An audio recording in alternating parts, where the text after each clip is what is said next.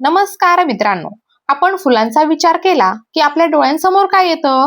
देवपूजा, सण समारंभ, केसांमध्ये माळलेला गजरा किंवा एखाद्या खास व्यक्तीला दिलेला सुंदर असा गुलाब.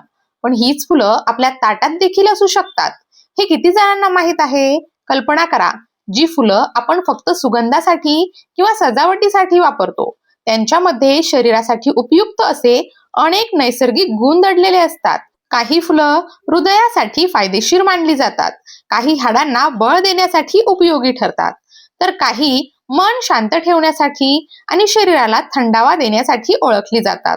मात्र या ठिकाणी एक गोष्ट लक्षात घ्या: कोणती फुलं खाण्यासाठी योग्य आहेत, त्यांचा वापर कसा करायचा आणि त्यांचे नेमके फायदे काय आहेत, हे जाणून घेणं देखील खूप महत्वाचं आहे. आजच्या या व्हिडिओमध्ये आपण अशाच काही खाण्यायोग्य फुलांविषयी सविस्तर अशी माहिती जाणून घेणार आहोत. त्यामुळे आजचा हा व्हिडिओ शेवटपर्यंत नक्की पहा. चला सुरुवात करूया. सर्वात पहिलं फूल म्हणजे जास्वंद.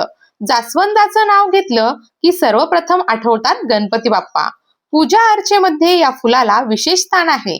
पण अनेकांना हे माहीत नसतं की जास्वंद हे फक्त देवाला वाहण्यासाठीच नाही, तर आहारात देखील वापरलं जातं. विशेषतः लाल रंगाच्या जास्वंदाच्या पाकळ्या वापरून स्वादिष्ट हिबिस्कस टी तयार केली जाते. ताज्या पाकळ्या वापरू शकता किंवा त्या वाळून देखील चहा बनवता येतो.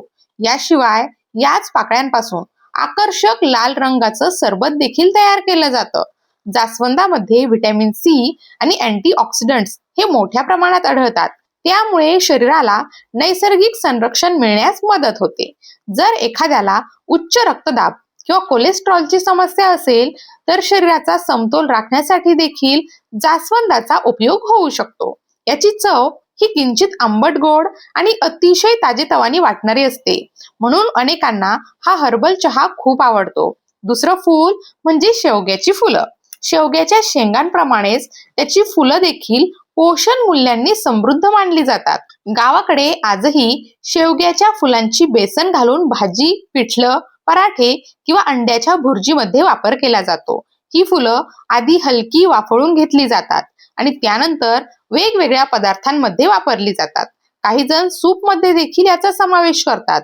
शेवग्याच्या फुलांमध्ये कॅल्शियम, आयर्न आणि प्रोटीन भरपूर प्रमाणात असतं, म्हणून हाडं मजबूत ठेवण्यासाठी, सांध्यांच्या आरोग्यासाठी आणि शरीराची रोगप्रतिकारक शक्ती टिकवून ठेवण्यासाठी हे फूल उपयुक्त मानलं जातं. याची चव हलकी गोडसर असून शिजवल्यानंतर अतिशय रुचकर लागते. तिसरं फूल गोकर्ण. गोकर्ण, नीलशंखपुष्पी किंवा बटरफ्लाय पी फ्लावर या नावांनी ओळखलं जाणारं हे निळ्या रंगाचं आकर्षक फूल अनेक ठिकाणी आहारात वापरलं जातं. या फुलांपासून प्रसिद्ध ब्लू टी तयार केली जाते. तसेच सुंदर निळसर रंगाचं सरबत देखील बनवलं जातं. विशेष म्हणजे या सरबतामध्ये लिंबाचा रस टाकताच त्याचा रंग निळ्यापासून जांभळ्या रंगामध्ये बदलतो. हा बदल पाहणं देखील खूप रंजक वाटतं. याशिवाय वेगवेगळ्या डेझर्ट्स, भाताचे पदार्थ आणि इतर खाद्यपदार्थांना नैसर्गिक निळा रंग देण्यासाठी देखील या फुलांचा वापर केला जातो. ही फुलं सुकवून देखील उपलब्ध असतात किंवा घरात गोकर्णाचा वेल लावला तरी वर्षभर सुंदर फुलं मिळू शकतात. गोकर्णाला अनेक जण ब्रेन टॉनिक म्हणून देखील ओळखतात. तणाव कमी ठेवणं, चिडचिड कमी होण्यास मदत करणं, स्मरणशक्तीला आधार देणं आणि अकाली वृद्धत्वाची प्रक्रिया मंदावण्यास सहाय्य करणं, असे याचे अनेक गुण सांगितले जातात. याची चव सौम्य असून हलका सुगंध देखील अनेकांना आवडतो. चौथं फूल म्हणजे गुलाब. गुलाब म्हटलं की प्रेमाचं प्रतीक डोळ्यांसमोर येतच. पण गुलाबाचं महत्व इथेच संपत नाही. गुलाबाच्या ताज्या पाकळ्यांचा वापर लस्सी, दूध, सरबत, गुलकंद, खीर आणि फ्रूट सॅलड मध्ये केला जातो. गुलाब शरीराला थंडावा देण्यासाठी ओळखला जातो. विशेषतः शरीरामध्ये उष्णता वाढत असेल, पित्ताचा त्रास जाणवत असेल किंवा पोटामध्ये जळजळ होत असेल, अशा वेळी गुलाबाचा उपयोग केला जातो.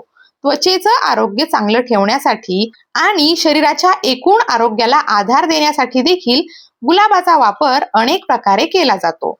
जर गावठी गुलाब उपलब्ध असेल तर त्यापासून तयार केलेला गुलकंद विशेष चविष्ट मानला जातो. उन्हाळ्याच्या दिवसांमध्ये शरीराला थंडावा देण्यासाठी गुलकंद अनेक घरांमध्ये आवर्जून खाल्ला जातो.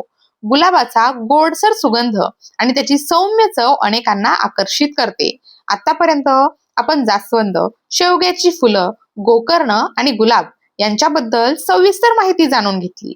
पण अजून काही अशी फुलं आहेत जी आपल्या घराजवळ सहज दिसतात. आपण त्यांचा सुगंध घेतो, देवाला वाहतो, केसात माळतो, पण त्यांचा आहारामध्ये उपयोग होऊ शकतो हे अनेकांना माहितीच नाही. चला आता पुढच्या फुलाकडे वळूया. 5वं फूल चमेली आणि मोगरा. चमेली आणि मोगऱ्याचा सुगंध जवळपास प्रत्येकालाच आवडतो. घरभर दरवळणारा हा सुगंध मन प्रसन्न करतो. पण या फुलांचा वापर फक्त गजरा किंवा सजावटीसाठी होत नाही. अनेक ठिकाणी मोगरा आणि चमेलीच्या पाकळ्यांचा वापर ग्रीन टी, हर्बल टी किंवा लिंबाच्या सरबतामध्ये नैसर्गिक सुगंध आणण्यासाठी केला जातो. या फुलांचा सुगंध मज्जा संस्थेला शांत ठेवण्यास मदत करतो असं मानलं जातं. झोप न लागणे, सतत चिंता वाटणे किंवा मानसिक तणाव जाणवणे अशा परिस्थितीत देखील या फुलांचा उल्लेख केला जातो. याची चव सौम्य असून त्यामध्ये हलकासा गोडसर किंवा किंचित कडवटपणा जाणवतो. पण त्यांचा नैसर्गिक सुगंध पेयाला एक वेगळीच चव आणि अनुभव देतो. 6वं फूल केळफूल. आता बोलूया अशा फुलाबद्दल जे अनेकांच्या स्वयंपाकघरामध्ये वापरलं जातं, पण त्याचे गुणधर्म मात्र सगळ्यांनाच माहिती नसतात. ते म्हणजे केळफूल. विशेषतः महिलांसाठी केळफूल हे अत्यंत उपयुक्त मानलं जातं. केळफुलाची बारीक चिरून भाजी केली जाते, भजी बनवली जातात, कटलेट तयार केले जातात आणि अनेक पारंपरिक पदार्थांमध्ये त्याचा समावेश केला जातो.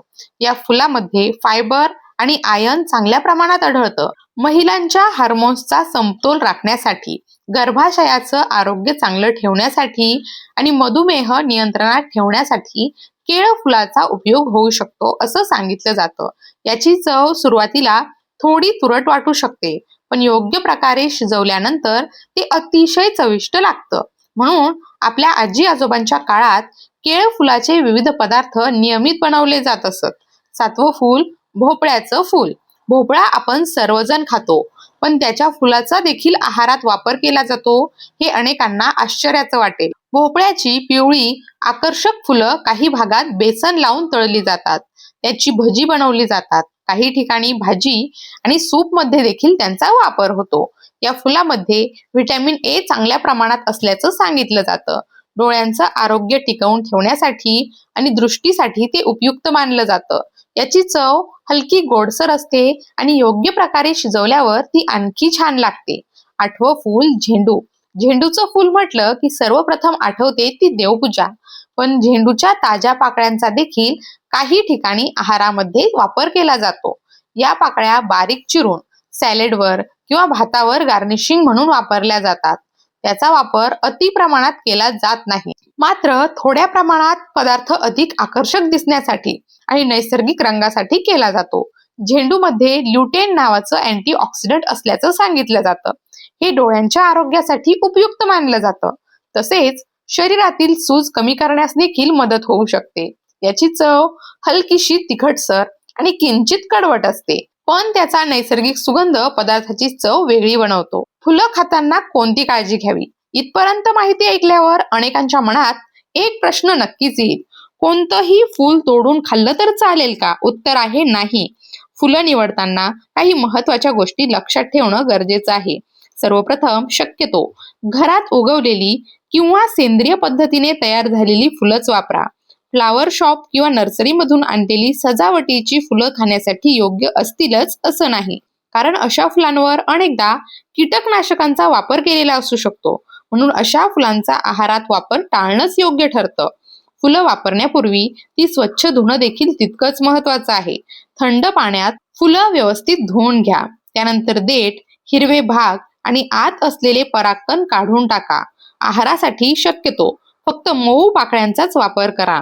ही साधी काळजी घेतली तर फुलांचा वापर अधिक सुरक्षितपणे करता येऊ शकतो. मित्रांनो, आज आपण पाहिलं की आपल्या आजूबाजूला सहज दिसणारी अनेक फुलं फक्त सजावटीपुरती मर्यादित नाही. जास्वंद, शेवग्याची फुलं, गोकर्ण, गुलाब, मोगरा, केळफूल, भोपळ्याचं फूल आणि झेंडू या प्रत्येक फुलाचं स्वतःचं वेगळं वैशिष्ट्य आहे.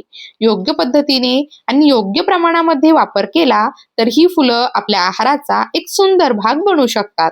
मात्र कोणताही नवीन पदार्थ आहारात नियमितपणे समाविष्ट करण्यापूर्वी आपल्या प्रकृतीनुसार ते योग्य आहे का याची खात्री करून घेणं नेहमीच महत्वाचं असतं.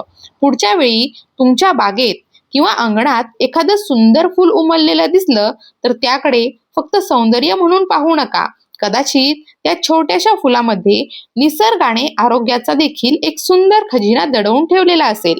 आजच्या या माहितीतील कोणत्या फुलाबद्दल तुम्हाला सर्वात जास्त आश्चर्य वाटलं आणि यापैकी कोणत्या फुलाचा वापर तुमच्या घरात आधीपासूनच केला जातो हे जाणून घेणं नक्कीच रंजक ठरेल. त्यामुळे कमेंटमध्ये नक्की सांगा.